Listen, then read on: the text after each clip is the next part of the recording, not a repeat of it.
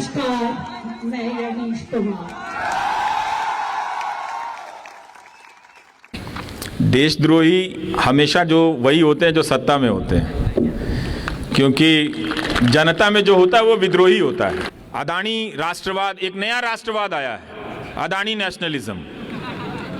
हमसे पहले कहा गया कि आपको इंडिया को डिफेंड करना है, तो चलो भाई इंडिया को डिफेंड करते हैं, चाहे जिसी भी वजह से करते हैं। अब कहा जा रहा है कि इंडिया को डिफेंड करना है तो पहले अदानी को डिफेंड करना पड़ेगा। दुनिया के किसी देश में छोड़िए, अपने गांव में इसको डिफेंड नहीं कर सकते आप, इस गोदी मीडिया को, अपने गांव में नहीं। तो मैं ज़्यादातर लोगों से, यंग लोगों से पूछता था कि यार मन कर रहा है कि नौकरी छोड़ दें, तो कहता था हाँ भैया छोड़ दीजिएगा। छोड़िए इसका अदानी फदानी का नौकरी करके क्या करेंगे, चल आइएगा यहाँ गांव में हम लोग यूट्यूब चलाएंगे। तो हम बोले कि भाई यूट्यूब कैसे चलाते हमको आता नहीं, तो सब अपने बैग से सामान निकाल के दिखाने लगे कि देखिए हाई फोन बा, हाई फोन बा, हाई फोन बा, हो जाई। रवीश कुमार जी, जैसे आपने मीडिया के खंभे पर हुए हमले का मुकाबला करते हुए देश को एक नई शब्दावली दी और कहा मीडिया दो तरह का है, एक गोदी मीडिया है और दूसरा जन संचार के माध्यम है, वैसे ही जवाहरलाल नेहरू विश्वविद्यालय ने बताया दो तरह के विश्वविद्यालय हैं। एक जहां राग दरबारी बज रहा है, जी हाँ जी हाँ जी हाँ, और दूसरी जगह सवाल पूछे जा रहे हैं कि ये क्यों हो रहा है और इसका इलाज क्या है। जवाहरलाल नेहरू विश्वविद्यालय उस 7वें खंबे में सवाल पूछने वाली जगह है और आपने निमंत्रण दिया है हमको कि सवाल पूछो। तो पहला सवाल तो यही बनता है कि क्या कारण हुआ कि आपने हिंदुस्तान के सबसे महत्वपूर्ण चैनल को कई दर्जन एपिसोड भारत की शिक्षा व्यवस्था के खोखलेपन के बारे में जागृत करने के लिए, जागने के लिए बनाया। ये शिक्षा की आपके हिसाब से क्या तस्वीर है और इस तस्वीर को बेहतर बनाने के लिए आपकी निगाह में क्या करना चाहिए? भाई रवीश कुमार जी। शुक्रिया। हम सब, इस देश का एक दुर्भाग्य है कि ज़्यादातर लोगों को, आप कई पीढ़ी के लोगों से पूछें कि आपकी नज़र में अच्छी यूनिवर्सिटी क्या है, तो उनके पास कोई जवाब नहीं है, उनके पास कोई उदाहरण नहीं है। कई पीढ़ी, आज की पीढ़ी से भी, हमसे पहले की पीढ़ी से भी, उनसे पहले की भी पीढ़ी से, तो वो 2-3 जवाबों के बाद ख़त्म हो जाता है कि अगर आप IIT नहीं गए हैं, अगर आप JNU नहीं गए हैं, लेकिन देश में और भी कई सैकड़ों विश्वविद्यालय हैं। तो मुझे बार बार, जब 2014 के बाद नौजवान बहुत हमलावर हो गए, कहीं भी दौड़ पड़ते थे, दौड़ाने लग जाते थे, तो मुझे लगता था कि यही, इन लड़कों में ये दुर्गुण कहाँ से आ गया। मतलब ठीक है, हर समय के नेता जनता को अलग तरीके से बांधने हाँकने की कोशिश करते हैं, पर ये तो एक नेता के लिए पूरी जनता मुझे ही दौड़ाई जा रही है। तो बार बार मैं इसे समझने की कोशिश कर रहा था और जो हज़ारों व्हाट्सएप मैसेजेस आ रहे थे, उन सब को पढ़ते हुए लगा कि ये क्लिक क्यों कर रहा है, इसको लिखने वाला कौन है। तो मैं एक निष्कर्ष पर पहुंचा कि जो लिखने वाला है वो बहुत ही हाई क्वालिटी के ट्रेंड लोग हैं जो व्हाट्सएप लिख रहे थे, जिनका आप जैसे लोगों की बिरादरी के लोग मजाक उड़ा रहे थे, पर मैं उनकी उस भाषा का, उस कंस्ट्रक्ट को बहुत गौर से देख रहा था कि इसके पीछे बहुत ही प्रबुद्ध लोगों का दिमाग है और बहुत ही हाई एंड लेवल पे जाके किया। मतलब आपके ही स्किल का कोई प्रोफेसर, आपके ही स्किल का कोई स्टूडेंट या आपके ही स्किल का कोई रिसर्चर ये काम कर रहा था, जो एक झूठ को इस तरह से, ऐतिहासिक झूठ को, धार्मिक झूठ को इस तरह से कंस्ट्रक्ट कर रहा था कि उन लोगों को लग रहा था कि पहली बार उन्हें नॉलेज मिला है। तब बात मुझे समझ में आई कि ज्ञान का अंतर या ज्ञान की असमानता इस देश में आर्थिक असमानता से भी ज़्यादा है। हम और आप में पैसे का बहुत फासला हो सकता है, आप छात्रों के बीच भी पैसे का बहुत फासला हो सकता है। चूंकि आप JNU में हैं तो आप सभी का एक स्तर है, तो वो वहाँ भी फासला है, मगर उन फासलों में काफ़ी अंतर है, बहुत कम दूरियां हैं। लेकिन जैसे ही आप यहाँ से बलरामपुर की किसी यूनिवर्सिटी के छात्र या मोतिहारी के यूनिवर्सिटी के एमएस कॉलेज के किसी छात्र के नॉलेज से आप तुलना करें या मगध यूनिवर्सिटी के किसी छात्र के नॉलेज से तुलना करें तो ज्ञान की असमानता वो भयानक है। तो हमने उन छात्रों को ये कभी पता ही नहीं चलने दिया, उनके बाप दादाओं को भी नहीं, उनको भी नहीं, कि आपके इलाके में जो कॉलेज है, जो यूनिवर्सिटी है, वो खंडहर है। हज़ारों के हज़ारों छात्र हर साल पास होकर निकलते रहे, पर उन्हें पता ही नहीं चला कि अच्छी मिठाई होती क्या है। तो वो स्वाद नहीं दिया गया। वो स्वाद उन्हें व्हाट्सएप से मिलने लगा था और उसके रंगीन अक्षरों से, उसकी रंगीन डिज़ाइन से मिल रहा था, जिसे वो पहली बार ज्ञान के रूप में ग्रहण कर रहे थे। और उनका आत्मसम्मान, आत्मबल, उस जिसे हम कहते हैं प्रोपेगेंडा, उससे उनको बढ़ रहा था। तो वो एक नॉलेज के रूप में रिसीव कर रहे थे, ग्रहण कर रहे थे। जिस तरह से आप अपने क्लास में अपने प्रोफेसर की बातों को नॉलेज के रूप में रिसीव करते हैं, और ये वही हुआ जिससे वो आक्रामक होते चले गए। जिस तरह से आप अपनी समझ को, आप अपने नॉलेज को प्रोटेक्ट करते हैं, गार्ड करते हैं, और आप अपने इथोस को गार्ड करते हैं, जिसके खिलाफ खड़े हो जाते हैं कि ये एक हमला है, उस तरह से उन नौजवानों को लगा कि ये हमारे इथोस पर कोई हमला कर रहा है। राजनीतिक रूप से वो आसान हो गया व्हाट्सएप के प्रसार के बाद कि वो इसके रक्षक बनकर किसी एक या दो व्यक्तियों को ट्रोल करें, पकड़ें। उसमें पैसे भी लगाए गए, पैसा भी खर्च किया गया। बहुत सारे लोकल स्तर पर गांधी के हत्यारों का महिमा मंडन हुआ। वो बिल्कुल जो उसकी लिखावट है, जो उसकी पेशगी है, उस पूरे महिमा मंडन की, वो बहुत ही शानदार लेखों की तरह है। वो एक अजीब अजीब तरह के संदर्भों के साथ हैं, उनका कोई मुकाबला नहीं कर रहा था। तो मुझे लगा कि ये बताना बहुत ज़रूरी है कि आपको ज़िंदगी में कुछ मिला हो या ना मिला हो, मिलेगा या ना मिलेगा, लेकिन ये बात तय है कि आपको यूनिवर्सिटी नहीं मिली है। और जब देखने लगा तो पता चला कि कोई 3 साल से फंसा है, कोई 5 साल से फंसा है। किसी क्लास में एक ज़िले के कॉलेज में करीब करीब 5000 छात्र छात्राएं हिस्ट्री में एडमिशन उन्होंने लिया है, लेकिन कोई टीचर नहीं है पढ़ाने के लिए।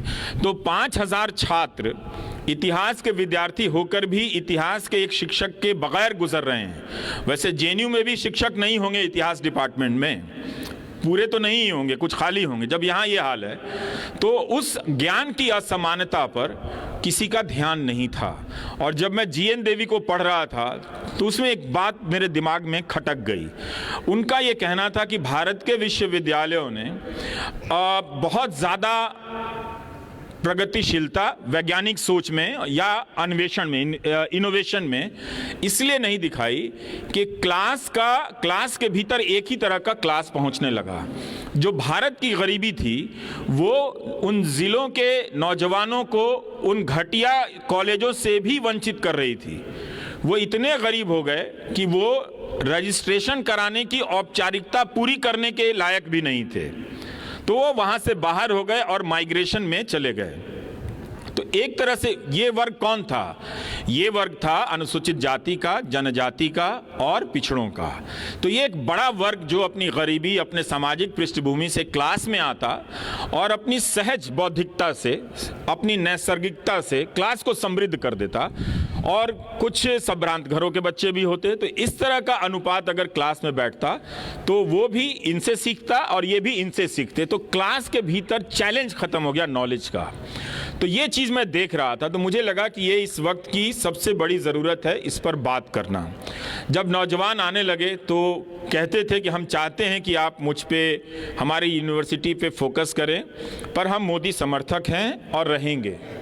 तो हमने कहा आप जीवन भर रहें, मुझे उससे कोई समस्या नहीं है। अगर आपने राजनीतिक शादी कर ली है आप निभाइए उसे, मुझे उससे कोई समस्या नहीं है। आप मुझे बताइए कि अगर मैं ये बात उठाऊं तो क्या आप नहीं चाहेंगे? तो उन्होंने कहा नहीं, हम चाहते हैं कि हमें अच्छा शिक्षक मिले, हम चाहते हैं हमें अच्छी किताब मिले। तो उससे एक प्रेरणा मिली। उसके बदले में फीस मुझे भी दी गई कि वो नौजवान मोदी समर्थक बने रहे, पर उन्होंने मुझे गालियां देनी बंद कर दी या कम कर दी। तो वो एक अच्छा ट्रेड ऑफ था दोनों के बीच में। और इसका एक फ़ायदा तो हुआ, कई जगह सत्रों में करेक्शन आया, कई जगह शिक्षक बहाल किए गए और कई जगह वाइस चांसलर ने भी माना कि हाँ ये एक बड़ी समस्या है। और कई जगहों पर आरएसएस के लोग हों या मोदी समर्थक लोग हों, उन्होंने भी इसे स्वीकार किया कि अगर हम किसी भी प्रकार का भारत चाहते हैं तो उस भारत में अच्छी शिक्षा व्यवस्था तो होनी ही चाहिए। ये और बात है कि वो कर नहीं पा रहे हैं, उनके बस की बात नहीं है, लेकिन उन्होंने इसे बुनियादी समस्या के रूप में स्वीकार किया। तो इसका फ़ायदा ये हुआ कि ये सबके लिए था और सबने इसे अलग अलग रूप से देखा, तो उस ताकत से मैं करता चला गया।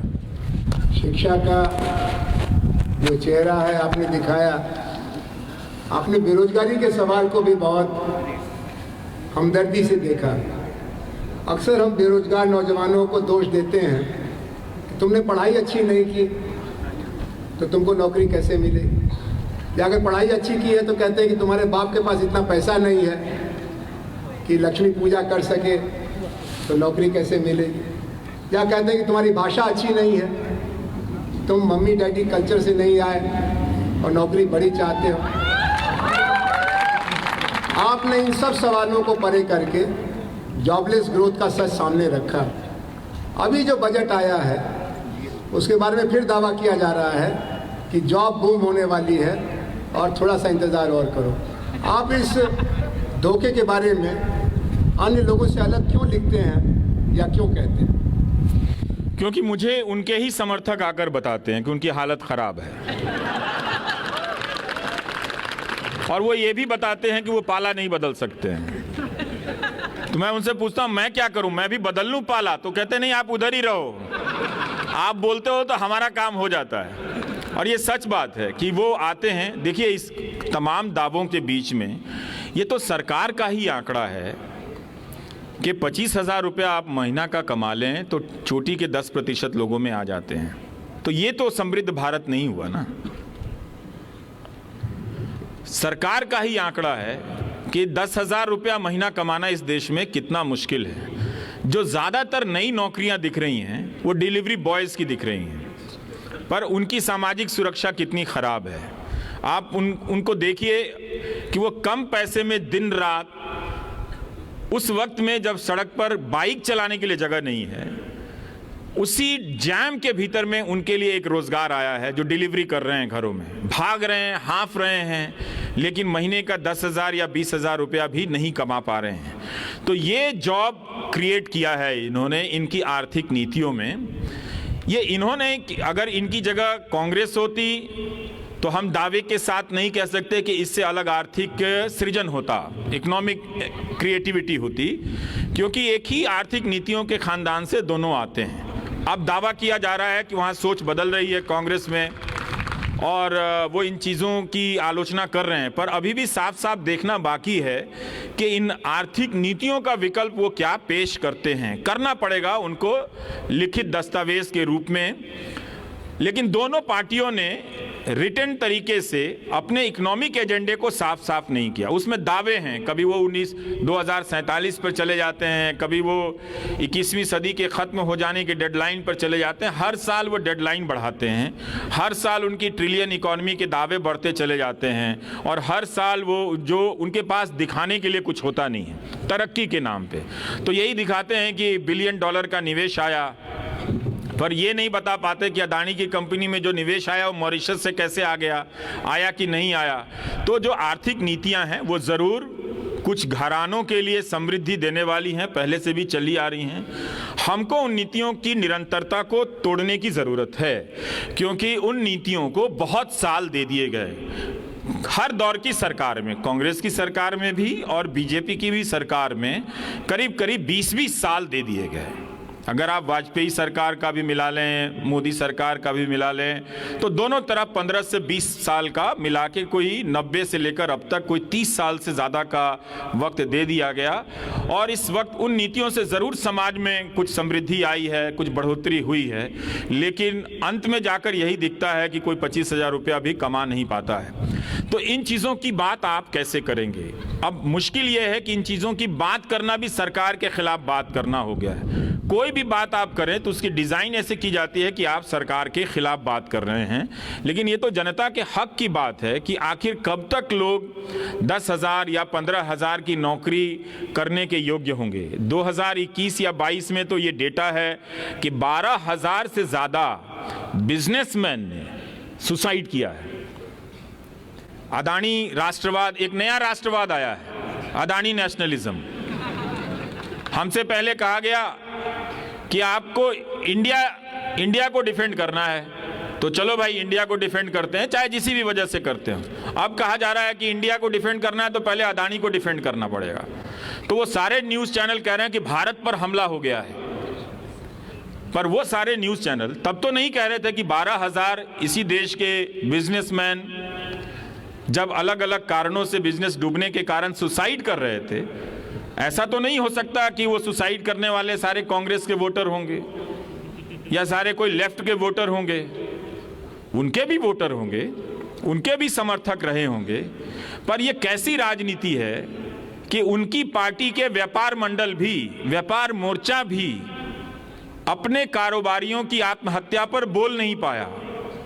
आप सोचिए, आप तो फिर भी बोल रहे हैं, लेकिन उनके समर्थक होने की कीमत कितनी बड़ी है कि उनकी बिरादरी के लोग सुसाइड कर रहे हैं। और कोई भी इस देश में बिजनेसमैन या बिजनेस का कोई भी संगठन ये बात कहने की हिम्मत नहीं रखता है कि इतने सारे व्यापारी, अगर आपकी नीतियां हैं 20 लाख करोड़ के लोन का ऐलान किया गया था कोरोना के समय, वो लोन किसको गया, कहां गया, कैसे बटा कि ये 12,000 लोगों को सुसाइड करनी पड़ी। तो आप अपनी बिरादरी के, अपने संगठन के सदस्यों के प्रति भी ईमानदार नहीं हो पाते हैं, उनके मरने पर भी आवाज़ नहीं उठा पाते हैं। तो ऐसा लोकतंत्र तो क्यों चाहिए, और इस लोकतंत्र का क्या करना है फिर। ये तो ये लोकतंत्र नहीं है ना कि आप उनके सपोर्टर हैं, उनके लिए चंदा जुटाते हैं, मगर आपका साथी उसको लोन नहीं मिला और वो सुसाइड करता, आप बोल नहीं पाते हैं, और फिर आपको अदानी के लिए झंडा लेकर निकलना पड़ता है। जो अदानी और जिनका जो साम्राज्य है एक दिन आपके ही बिजनेस को निगलने वाला है। और जो भी नेशनलिज्म का रूप होगा, कम से कम किसी भी नेशनलिज्म की परिभाषा में ये फिट नहीं बैठता है कि आप गौतम अदानी को डिफेंड करने जाएं। किसी भी नेशनलिज्म की परिभाषा में नहीं फिट बैठता है। आप नेशनलिज्म की परिभाषा से, उससे प्रेरित होकर उद्योग धंधे स्थापित कर सकते हैं। इतिहास में लोगों ने किया है, नए नए ब्रांड बनाए हैं, और वो सारे ब्रांड देश और देश के राष्ट्रवाद की पहचान भी बने हैं। लेकिन गौतम अदानी कहीं से भी इस देश की पहचान नहीं है। एक छोटी सी रिपोर्ट से आप देखिए उनका साम्राज्य ढह गया, एक छोटी सी रिपोर्ट से ना। वरना तो भारत में अगर कोई पत्रकार लिख दे तो मानहानि कर देते थे। मैं तो सोच रहा था कि अदानी मानहानि एंटरप्राइजेस कंपनी का नाम बनाएंगे ये अलग। अब अगर इन्हें अगर मानहानि करनी होगी तो एक कंपनी बनानी होगी, एक सीईओ, मानहानि सीईओ डिफेमेशन रखना होगा, जो तमाम तरह के पत्रकारों को मानहानि के दायरे में लाता रहेगा, केस करता रहेगा। तो हम सबको इन सब आर्थिक असमानताओं को और ज्ञान की असमानता को मुझे लगता है कि सबसे ऊपर रखने की ज़रूरत है। उसके बाद आर्थिक असमानता है और उसके साथ साथ सामाजिक असमानता भी है, वो उस आर्थिक असमानता के दायरे में है। लेकिन ज्ञान की असमानता के मारे तो हमारे वही लोग ज़्यादा हैं जो सामाजिक असमानता का दंश झेल रहे हैं। तो इन तीनों असमानताओं की पहचान करें और कोई रास्ता निकालें। असल में आप लोगों ने जो काम किया है वो ये कि रवीश कुमार जी की अगली किताब के लिए अलग अलग चैप्टर के लिए सवाल दे दिए। ये 100 सवाल करीब आ गए हैं। तो एक टुकड़ा ये अभी भारत की राजनीति और राष्ट्र निर्माण की रणनीति के बारे में, इसके बाद मीडिया कल्चर के बारे में, और उसके बाद इनकी पर्सनल जो ट्रेजेक्टरी बन रही है उसमें इनको साहस कहाँ से मिल रहा है, उसमें ये तन के खड़े क्यों हैं, ये झुक के चल क्यों नहीं रहे हैं, ये रेंग क्यों नहीं रहे हैं, ये उनका चप्पल अपने सिर पर लेके घूम क्यों नहीं रहे हैं, ये सवाल है।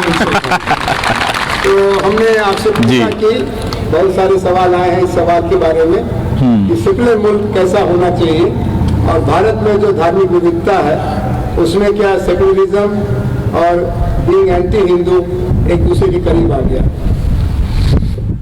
बहुत अच्छा सवाल है, सब सवाल ही अच्छे हैं, लेकिन मुझे वो अच्छा लग रहा है जो लोग पेड़ के नीचे खड़े होकर सुन रहे हैं, क्योंकि मैंने ज़्यादातर रैलियों को पेड़ के नीचे ही खड़े होकर सुना है। तो मुझे आज यहाँ अच्छा नहीं लग रहा है कि यहाँ कोई और बोल रहा होता, मैं वहाँ होता। आज ज़रूर शुरुआत इसकी, आपने बागी की बात की, मैं वहाँ से शुरू करता हूँ, देशद्रोही की बात से। तो अब तो आप कोई भी बात कहिए तो आपका जब देशद्रोही का टैग है तो वो लग जाता है। तो मैं सोचता हूँ देशद्रोही कौन होता है? देशद्रोही हमेशा जो वही होते हैं जो सत्ता में होते हैं, क्योंकि जनता में जो होता है वो विद्रोही होता है। तो ये जो देशद्रोही लोग हैं ये संविधान की शपथ लेते हैं और संविधान का उल्लंघन करते हैं। फर्जी यूएपीए लगा देंगे, फर्जी एनएसए लगा देंगे, तो इनसे बड़ा तो कोई देशद्रोही नहीं हुआ ना। आम जनता ने तो अपनी सामाजिक आर्थिक जिम्मेदारियों का निर्वहन करने के लिए शपथ नहीं ली है, वो संविधान की बदौलत उसका नागरिक ज़रूर है, पर ये तो जब जिस दफ्तर में जाते हैं बाकायदा उस किताब की शपथ लेते हैं और ठीक उसका उल्लंघन करते हैं। तो जो स्कोप देशद्रोही होने का है वो पावर में बैठे लोगों का ज़्यादा है। जनता में ज़्यादा से ज़्यादा लोग विद्रोही हो सकते हैं, है कि नहीं सर? जी हाँ, बिल्कुल।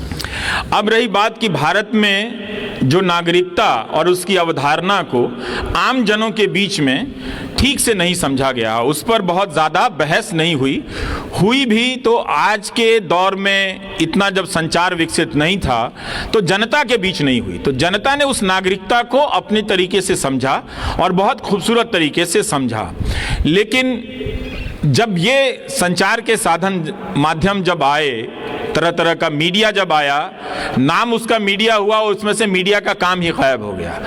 तो जो संवैधानिक कॉन्स्टिट्यूशनल सिटीजनरी होनी चाहिए थी उसके जगह एक धार्मिक नागरिकता खड़ी करने की कोशिश की गई, और उसके साथ साथ धार्मिक नागरिकता आप हिंदू नागरिकता कह सकते हैं। और अब उस तरह से अब किताबें भी लिखी जा रही हैं इस तरह के थीम पर। आज ही मैं किसी किताब का टाइटल देख रहा था, तो एक धार्मिक नागरिकता खड़ी करने की कोशिश की गई, और इस नागरिकता का जो आधार था उसमें सूचना गायब था, सूचना थी नहीं। सूचना, हम सब ज़्यादातर लोग इस देश में सूचना विहीन नागरिकता जीते हैं। ज़्यादातर लोग अखबार और टेलीविज़न या किसी भी प्रकार की सूचना से, ईमानदार सूचना से दूर रहे, लंबे समय तक दूर रहे। उनके पास इंस्टीट्यूशंस के भीतर जो खराबियां आ रही हैं, उन खराबियों की जानकारी जो पहुंचती थी उसके माध्यम राजनीतिक दल ही थे, विरोधी दल थे, विपक्ष के दल थे, उससे ज़्यादा पहुंचा करती थी कि इंदिरा गांधी ने क्या किया या किसी दूसरे प्रधानमंत्री ने इन इंस्टीट्यूशंस का क्या किया है।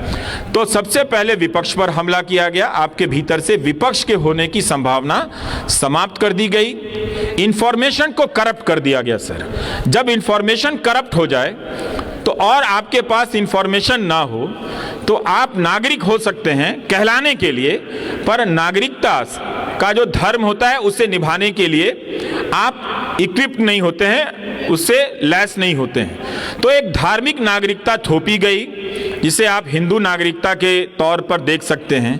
राजनीति में धर्म का आना, कई लोग कहते हैं कि हमारा देश कई तरह के धर्मों का देश है और राजनीति को, सामाजिक आचार व्यवहार को आप धर्म से अलग नहीं कर सकते, बिल्कुल नहीं कर सकते हैं। नेता धार्मिक समारोहों में आते जाते रहेंगे, चाहे वो व्यक्तिगत रूप से जाएं या राजनीतिक रूप से जाएं या उनका जो भी करें।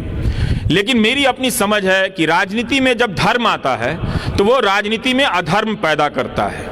राजनीति में जब धर्म आता है तो धर्म की राजनीति करने वालों के बीच वो साहस खत्म कर देता है, सत्य को सुनने की साहस खत्म कर देता है। धर्म की दुकान या धर्म का अस्तित्व या धर्म का महात्म्य, इंपॉर्टेंस जो है, रेलेवेंस जो है, इस बात पर है कि आप कुछ एथिकल कोड का पालन करेंगे।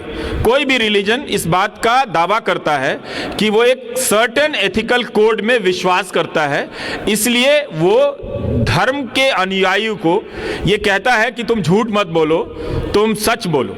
लेकिन यहाँ तो लोग गीता पर हाथ रखकर ही झूठ बोल रहे होते हैं और उस ऊपर से गीता जयंती भी मना रहे होते हैं। और अगर आप सच बोलें तो आपका जो प्लेटफॉर्म है, जिस कुर्सी पर हम दोनों बैठे हैं, पता नहीं कौन खरीद के ले जाए, तो वो भी गायब हो जाता है। तो एक ऐसे देश में जब धर्म की स्थापना राजनीति में या मुल्क के चरित्र के रूप में की जाए तो थोड़ा संदेह से देखना चाहिए। सेकुलर मुल्क वो मुल्क होता है जहां पर संविधान की बुनियादी समझ ज़्यादा से ज़्यादा हो। हम सेकुलर मुल्क थे, अभी भी हैं, उसे बदलने की बहुत कोशिशें की जाती हैं, कर भी चुके हैं बहुत हद तक, मगर उसकी आत्मा, उसके बीज अभी ख़त्म नहीं हुए हैं।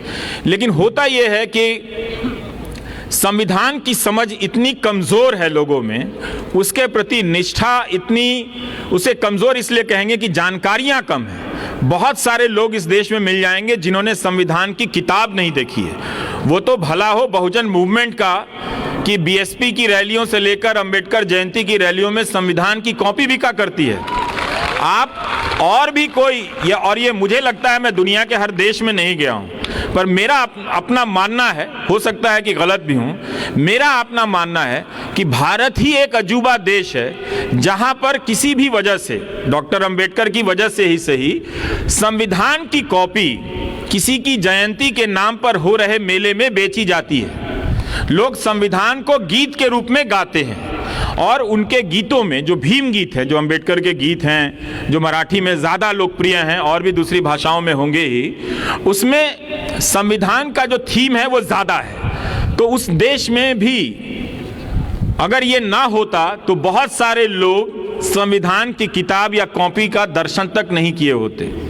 अगर कांशीराम की राजनीति ना आई होती तो लोगों ने अंबेडकर की प्रतिमा तो देखी, पर यह नहीं देखा कि उस प्रतिमा में एक किताब भी है। उस किताब के बगैर बहुत कम अंबेडकर की मूर्तियां लगाई गई हैं। अगर एक हाथ उनका उठा हुआ है, एक उंगली सामने की तरफ है, तो एक हाथ में वो संविधान की किताब भी है।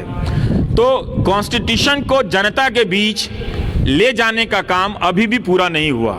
बहुजन मूवमेंट ने हमें ये राजनीतिक विरासत में सौंपने का काम किया है, या उसे आप अंबेडकर मूवमेंट कहें जिसने महाराष्ट्र में ये काम किया है, तो संविधान जनता तक पहुंचा नहीं। तो नागरिकता या देश, इसकी समझ आप ज़रूर धर्म, उसकी संस्कृतियों, क्योंकि ये सब उसकी शिराएं हैं, इसके बगैर तो शरीर बनता नहीं है, मगर आत्मा तो संविधान है। और जो सेक्युलर देश है उसका मतलब यह है कि वो कॉन्स्टिट्यूशनल देश हो। उसका मतलब है कि आप संविधान की नज़र से सबको बराबर समझें। उसका मतलब ये नहीं कि आप किसी एक धर्म के लोगों को आप इतना प्रताड़ित कर दें, उसके अधिकार बोध खत्म कर दें और दूसरे लोग शांतिपूर्ण तरीके से उसे देखें, सहमति जताएं। नागरिक हम नहीं हैं। नागरिक अगर हम होते तो एक नागरिकता के आधार पर दूसरे नागरिक के साथ हो रही गलतियों को, ज़्यादतियों को हम महसूस करते। हम सामाजिक ज़रूर हैं, हम पारिवारिक बहुत ज़्यादा हैं। तो अपने परिवार में कोई बीमार होता है तो हम बहुत चिंतित होते हैं। अपने देश में किसी को अवैध रूप से सिद्दीक कप्पन, जिसने वो रिपोर्ट तक ना लिखी और उसे 28 से 18 महीने के लिए जेल में डाल दिया गया, हम उसके दर्द को महसूस भी नहीं करते हैं। ये इसलिए नहीं होता है क्योंकि हमारे भीतर नागरिकता नहीं है, हमारे भीतर संविधान आधारित राष्ट्र नहीं है, हमारे भीतर संविधान आधारित सेक्युलर समझ नहीं है। हमने सेक्युलरिज्म को हमेशा धर्म के कॉन्टेक्स्ट में समझा है, हमने सेक्युलरिज्म को कॉन्स्टिट्यूशनल ड्यूटी के रूप में नहीं समझा है। संविधान ने बाद में इसे जोड़ा गया या नहीं जोड़ा गया, संविधान अपने तमाम अधिकारों से और अपने तमाम बिंदुओं से हम सबको यही कर्तव्य दिया कि आप एक दूसरे के लिए महसूस करेंगे, एक दूसरे के लिए सुरक्षा चौकीदार बनने का काम करेंगे। मगर यहाँ तो आपकी चौकियाँ लूट ली गईं और जिस पर लूटने का इल्ज़ाम लगा उसने ही कह दिया वो चौकीदार है। तो अब क्या कर सकते हैं? तो मेरी नज़र में ये बहस चलती रहनी चाहिए। ये मैं इसमें लेकर मैं अपने तौर पर बहुत स्पष्ट हूँ कि हिंदू राष्ट्र भी होगा तो क्या उसमें कोई जज इतना डरपोक होगा कि बेल नहीं देगा? तब तो हमें ऐसा हिंदू राष्ट्र भी नहीं चाहिए। जो लोग हिंदू राष्ट्र की कल्पना में दिन रात खपाए बैठे हैं, मैं उन्हीं को बुलाकर पूछना चाहता हूँ कि तुमने ऐसा हिंदू राष्ट्र क्यों चाहा कि जहां एक जज इंसाफ ना कर सके? तुमने ऐसा हिंदू राष्ट्र क्यों चाहा कि किसी अकेले को घेर कर मार दिया जाए? क्या तुमने इसके लिए हिंदू राष्ट्र चाहा? अगर आपको इतिहास में मौका मिला ये बनाने के लिए, तो क्या आपने ये उत्तम आदर्श प्रस्तुत किया कि आप गौतम अडानी को लेकर सवाल उठा तो आप बोल नहीं पाए? क्या आप हिंदू धर्म का ये कमजोर चेहरा देखना चाहते हैं? हर धर्म अपने अनुयायी को एक चरित्र देता है, और वो चरित्र है, आप सिख धर्म में जाइए, सिख धर्म ने सिखों को क्या दिया है? सिख धर्म ने सिखों को एक चरित्र दिया है, कैरेक्टर दिया है। आप हो जाएं कुछ भी, गुरुद्वारे में जाकर लंगर के बाहर जूते साफ करने पड़ेंगे। वो अपनी मर्सिडीज से उतरकर जूते साफ करते हैं।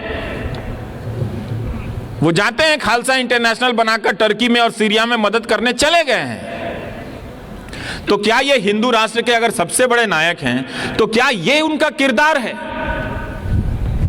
कि जब आरोप लगे तो आप जावेद अख्तर का डायलॉग चुरा कर बोलते हैं, जाओ पहले उसका साइन लेकर आओ? तो ये क्या किरदार? तो हम किसी भी तरीके से हिंदू राष्ट्र का कोई शिखर नहीं देख रहे हैं। अगर ये सपना था, जिस सपने को लेकर 100 साल चले हैं, तो हम उन्हीं की बात करते हैं। आपने ये दिखाया हमें कि आपने एक ऐसा अपना श्रेष्ठ नेता दिया जो अदानी का नाम लेकर नहीं बोल सकता है। इतना ही कहा जा सकता था कि जांच होगी, आप जांच पर भरोसा कीजिए, पर तब तक आप नहीं कह सके। आप लगे सरकारी योजनाओं का पैम्फलेट पढ़ने के लिए। वो तो हम सब जानते हैं आपकी योजनाओं के बारे में, कौन नहीं जानता है? तो अगर आप किसी धर्म के बारे में, अब 8 साल हो गए, तो आप बताइए कि उस धर्म की संकल्पना के हिसाब से आपने क्या दिया? ये ऐसा गुलाम मीडिया दिया जो सरकार से सवाल नहीं कर सकते। अगर आप हिंदू राष्ट्र में यकीन ही करते हैं तो प्रधानमंत्री नरेंद्र मोदी उसके श्रेष्ठ नागरिक हैं कि नहीं? लेकिन वो तो 8 साल से प्रेस कॉन्फ्रेंस नहीं कर सके। भाई हिंदू धर्म तो सबसे खुला धर्म है। आप कहीं से कोई आ जाइए, एक संप्रदाय बना लीजिए, एक देवता ले आइए, सब कहेंगे हमें स्वीकार है, ले आइए इनको भी। आप इससे बगावत करके कोई संप्रदाय बनाना चाहते हैं, बना लीजिए, वो भी स्वीकार है। वो चल रहा है इतने हजारों साल की परंपराओं से। इसी धर्म में, धर्म के आज दयानंद सरस्वती जी की जयंती मनाई जा रही है, शायद दिल्ली में रैलियां निकल रही हैं। लेकिन दयानंद सरस्वती जी तो बनारस चले गए थे शास्त्रार्थ करने, पुराणों को लेकर। उन्होंने कहा कि मूर्ति पूजा का कोई प्रावधान नहीं है, बाकायदा वो शास्त्रार्थ हुआ था। तो किसी ने उन्हें पत्थर तो नहीं मारे ना बनारस में। वो एक पार्क में गए, तमाम तरह के पंडित आए ये समझाने के लिए कि मूर्ति पूजा का प्रावधान है, ये कहते थे मूर्ति पूजा का प्रावधान नहीं है। तो आप दयानंद सरस्वती की जयंती मना सकते हैं, पर दयानंद सरस्वती से दयानंद सरस्वती को मत छीनिए। आप धर्म के नाम पर यही कर रहे हैं। तो धर्म के नाम पर 8 साल में अभी तक आपने कोई भी ऐसा आदर्श स्वरूप स्थापित नहीं किया है। तो इसका मतलब है कि उसमें स्थापित करने के लिए कोई संभावना ही नहीं है। जो भी आदर्श कायम करने की संभावना है वो एक सेकुलर राष्ट्र में ही है, वो एक संवैधानिक राष्ट्र में ही है, जहां सबको बराबर का अधिकार मिलता है, जहां किसी पे फर्जी मुकदमे नहीं डाले जाते हैं। आप हर चीज का पहले का उदाहरण दे देते हैं। तो आप क्या कर रहे हैं? आपने कौन सा आदर्श प्रस्तुत किया? तो ये बता दीजिए ताकि हम भी उसको देखें, जो उसके आलोचक हैं वो भी देखें कि हाँ भाई ये कुछ श्रेष्ठ चीजें ले आए हैं हिंदू धर्म के नाम पर। आप तो उसका मेयार छोटा कर रहे हैं। जिस धर्म ने धर्म के भीतर धर्म के इतने बड़े बड़े आलोचक दिए हों, जिसकी बुराइयों को लेकर आज तक आंदोलन चल रहा है, चला ही है ना, जाति प्रथा को लेकर आंदोलन तो चल ही रहा है ना, और चलता ही रहेगा। कौन लाया? आप इस पे चले जाए, आधे अधूरे तरीके से बात करते हैं, पर उसको प्रिजर्व करने वाली संस्थाओं के साथ आप ही उठते बैठते हैं। क्या आप मना कर देंगे कि जो आरएसएस का सदस्य होगा वो क्षत्रिय महासभा का सदस्य नहीं होगा? जो आरएसएस का सदस्य होगा वो उसका ब्राह्मण महासभा से कोई लेना देना नहीं होगा? आप ये कर ही नहीं सकते हैं। तो आपके भीतर दुर्बलताएं आ जाती हैं। धर्म के नाम पर अगर आप राष्ट्र की कल्पना करेंगे तो आपके भीतर एक गुलामी करने की प्रवृत्ति आ जाती है।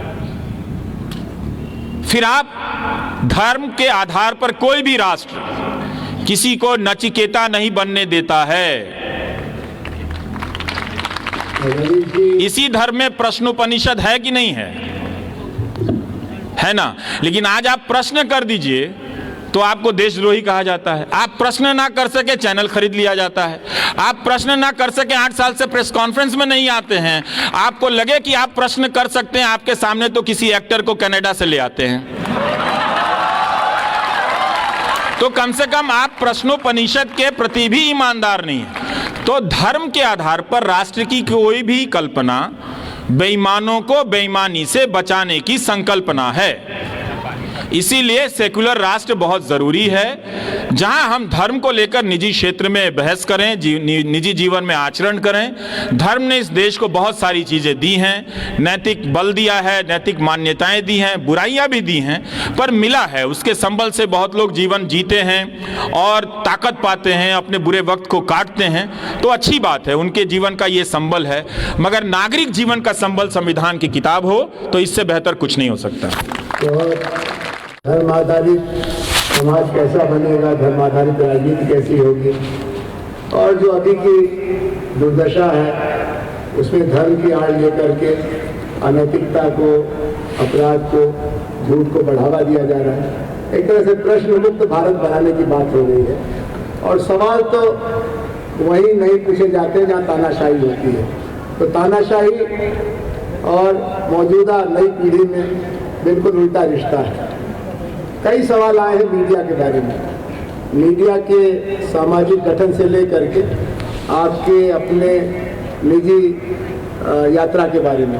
उसमें से एक जो रिपीटेड लगता मैं पढ़ देता हूँ, तो Shri Ravish Kumar sir, we have been watching you for so long and we really appreciate your decision of resigning the new channel of NDTV. Sir, I don't have any specific question to you, but I think that I have started understanding your point of view over time. But sir, would request you to describe your mental state and condition before resigning, as well as how do you look at the present national situation? Bottom line here, Ravish ji, how do you look or see India in upcoming 10 years? ये तो हम भी जानना चाहेंगे कि रवीश कुमार, जिन्होंने WhatsApp university का पैदा होना देखा, जिन्होंने गोदी मीडिया का जन्म देखा, जिन्होंने अडानी का बढ़ता हुआ माया जाल देखा, और कितना बुरा वक्त देखेंगे आप ये पूछना चाहते हैं? आपकी आशा का आधार क्या है? आप हमेशा, एक तो आप कवि हैं तो कवियों को पूरी छूट है कि निराशा में भी आशा देखें, लेकिन पत्रकार के नाते आपके पास कुछ ठोस आधार होंगे कि इस मुल्क की बनावट में, इन लोगों में, इन नई पीढ़ी के लड़के लड़कियों में कुछ तो ऐसा चमकता होगा जो आपको हताश होने से रोकता है। इस्तीफा देने अचानक तो नहीं दिया, पर जब ये खबर आई कि अडानी एनडीटीवी ख़रीद रहे हैं, तो मेरे जो शुभचिंतक हैं वो मेरे लिए बहुत चिंतित हो गए, मुझसे ज़्यादा हो गए, मैं भी चिंतित हो गया। जब आपके शुभचिंतक चिंतित हों तो आपको भी चिंतित होना ही चाहिए। तो उन्होंने कहा कि ऐसे मत छोड़ देना, देख लो कुछ सेवेरेंस मिल जाए, देख लो कुछ ये मिल जाए। तो मैंने कहा अच्छा ठीक है, मैं पूछ लूँगा, लेकिन मैं छोड़ना चाहता हूँ। तो और हर दूसरे दिन फ़ोन आता था कि अभी आपको इस्तीफ़ा देने की ज़रूरत नहीं है, ये लीगल बैटल है, ये महीनों चलेगा। तो मैंने कहा कि इस देश में लीगल बैटल उमर खालिद के लिए है, अडानी के लिए नहीं है। वो हफ्तों में ये हो जाएगा। और हवा जब बदलती है तो आप महसूस कर लेते हैं।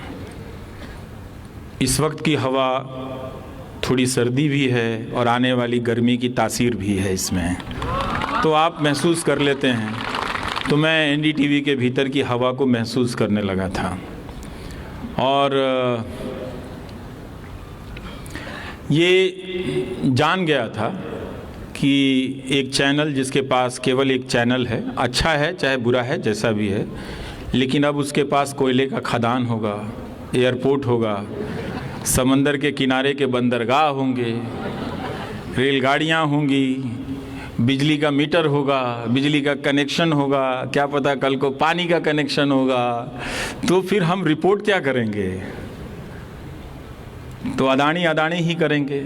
और वो सारी आशंकाएं बाद में साबित हो गई। एक दिन मैं एनडीटीवी के वेबसाइट पर देख रहा था कि 5 या 6 खबरें प्रो अदानी थीं, और ये सब चल रहा था। जो उद्योगपति 2 सवालों का सामना नहीं कर सकता है, वो भाषण दे रहा है कि वो फाइनेंशियल टाइम्स जैसा बनाएंगे।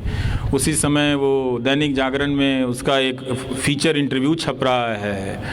तो इन सब को देखने जानने के बाद अदानी एक स्वतंत्र कैपिटलिस्ट होते। कोई कैपिटलिस्ट से कोई मेरी लड़ाई नहीं है।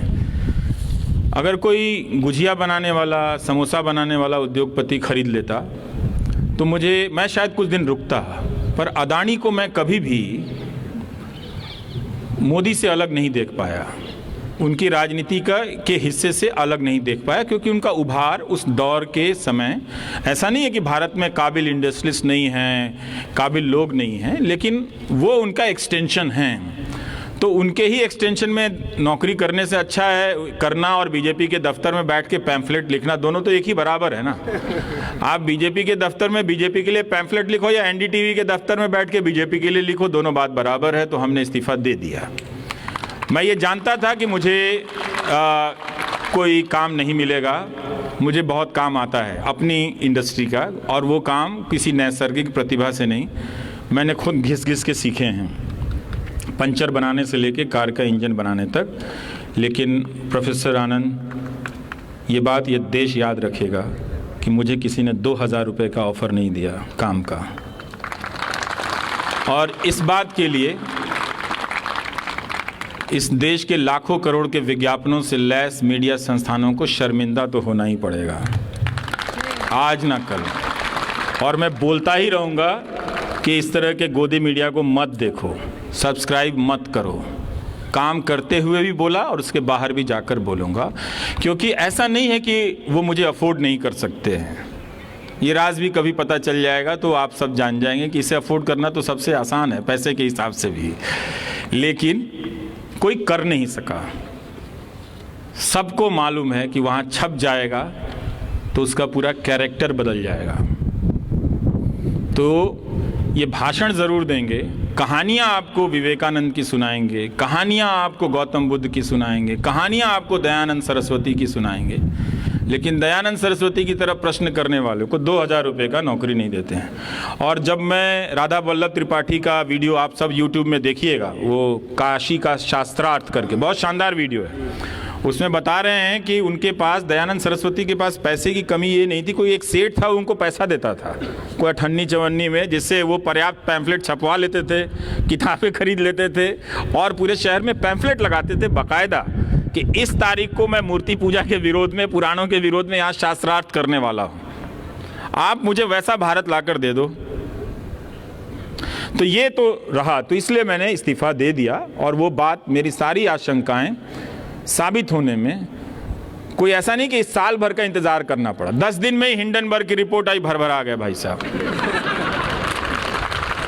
अब वो रजत शर्मा क्या इंटरव्यू देने नहीं जा रहे हैं, हिंदी में, अंग्रेजी में इंटरव्यू देने के लिए इंडिया टुडे नहीं जा रहे हैं। हम कह रहे हैं भोजपुरी में आ जाओ, हम अपने यूट्यूब चैनल पे कर लेते हैं। हम भोजपुरी बोलेंगे, आप गुजराती बोलना, गुजरात के लोग भी बहुत पसंद करते हैं, देंगे इंटरव्यू। तो वो मैं जानता था कि मेरे पास अगर यूट्यूब नहीं होता तो मेरा जर्नलिज्म का कैरियर ख़त्म था, प्रोफेशनल कैरियर। जिस प्रोफेशन को मैं बिलोंग करता हूँ उस प्रोफेशन ने मुझे डिज़ोन कर दिया। लेकिन वो अभी भी चाहते हैं कि उस प्रोफेशन के जो एथिक्स हैं वो मुझ पे लागू हो, उन पर लागू ना हो। ये बहुत चतुराई का काम है। पर मुझे हैरानी होती है कि इस गोदी मीडिया को कोई कैसे सपोर्ट कर सकता है। आप ठीक है, आप प्रधानमंत्री मोदी के कुछ काम से खुश हैं, उन्हें सपोर्ट कर सकते हैं, फेयर डील। आप पॉलिटिक्स में तमाम तरह के विकल्पों को देख के किसी को सपोर्ट करते हैं। इस मीडिया को देखकर जो किसी लायक नहीं है, दुनिया के किसी देश में छोड़िए, अपने गांव में इसको डिफेंड नहीं कर सकते आप, इस गोदी मीडिया को, अपने गांव में नहीं। इस मीडिया को लेकर भी कोई नहीं बोल रहा है। तो ये जानते हुए भी इस्तीफा दे दिया तो ज़रूर भावनात्मक रूप से। मुझे उसके पहले कई लोग मिल रहे थे दो घटनाएं हैं। एक हमारे साथी मित्र ने लिखा कि हम सब जानते हैं कि आपको बहुत दबाव आ रहा होगा कि आप वहाँ बने रहें क्योंकि वो स्पेस चला जाएगा, लेकिन अगर हमें ये पता चल जाएगा कि इस बात के लिए आपने इतना घुट-घुट कर जिया है और इतनी तकलीफ़ उठाई है उस न्यूज़ फ्लोर में, तो हम बर्दाश्त नहीं कर पाएंगे। और एक महिला ने कहा, मुझे कहीं पूजा में मिल गई थी तो वो रोने लगी, तब मैंने काफ़ी छुट्टियां ले रखी थी, तो उन्होंने कहा कि रोने लगी तो मैं उनका, तुम्हें बड़ी चिंता हो रही है, ये लोग तो तुम्हें छोड़ेगा नहीं, कैसे क्या करोगे, ये करोगे। तो मैंने कहा नहीं आप चिंता मत कीजिए, मेरे पास मैंने अपनी सेविंग्स ठीक रखी है, मैं खर्चे भी बहुत संभाल के करता हूँ, तो इतनी जल्दी तो कुछ नहीं होगा, 1 आध साल में काम चला लूँगा। तो उन्होंने कहा कि एक बात कहनी है, और कहते कहते अपनी वो चूड़ी निकालने लगी कि समझौता मत करना। तो मैंने कहा आप कंगन रखे, बोले कि ये ले लो तुम, मुझे इसकी ज़रूरत नहीं है। ये पता चल जाएगा ना, ये दुख हम बर्दाश्त नहीं कर पाएंगे। तो मैंने कहा अच्छा आपको इतना फ़र्क पड़ता है, इस्तीफ़ा दे दूँ? तो उन्होंने कहा हाँ दे देना। ये इस्तीफ़ा देने से 1 महीने पहले की बात है। तो मैं कई लोगों से टेस्ट कर रहा था, छठ में गांव गया तो लोग जो मिलने आए, 1000 के करीब लोग आए थे मिलने के लिए, तो मैं उन सब से कहता था कि लोग पूछते थे कि अब क्या हुई तार, तो मैं कहता था कि क्या करें बताओ। तो कुछ लोग कहते थे कि नहीं नौकरी मत छोड़ना, फिर कोई निकाल देगा। तो मैं ज़्यादातर लोगों से, यंग लोगों से पूछता था कि यार मन कर रहा है कि नौकरी छोड़ दें, तो कहता था हाँ भैया छोड़ दीजिएगा। छोड़िए इसका अदानी फदानी का नौकरी करके क्या करेंगे, चल आइएगा यहाँ गांव में हम लोग यूट्यूब चलाएंगे। तो हम बोले कि भाई यूट्यूब कैसे चलाते हमको आता नहीं, तो सब अपने बैग से सामान निकाल के दिखाने लगे कि देखिए हाई फोन बा, हाई फोन बा, हाई फोन बा, हो जाई। और उन लोगों ने कुछ दिनों तक मदद भी की कि लाइए हम आपका थंबनेल बना देते हैं, वीडियो एडिट कर देते हैं। उन लड़कों ने कहा कि आप यूट्यूबर बन जाइएगा, हम लोग के साथ रहिएगा, मोटरसाइकिल से घूमिएगा, लेकिन उसकी नौकरी मत कीजिएगा। तो हमने छोड़ दिया सर। ऐसा नहीं कि वो सिर्फ मुझे ही देता है। और ये कितनी अच्छी बात है कि लोग, हम चाहे जितना भी पैसे के या कंट्रोल से मीडिया की परिभाषा बदल दें, लोगों की समझ में, या ऐसे लोग अब भी बचे हैं जिनकी समझ में पत्रकार और मीडिया की परिभाषा नहीं बदली है, और इसका प्रमाण है वो कलम जो मुझे देता है। थैंक यू आप सभी का, अध्यापक संघ का भी बहुत शानदार। सेल्फी तो उन्होंने मना किया है, लेकिन सेल्फी नहीं मना किया है, तो हम दोनों लोगों को कहीं रिक्वेस्ट करना है।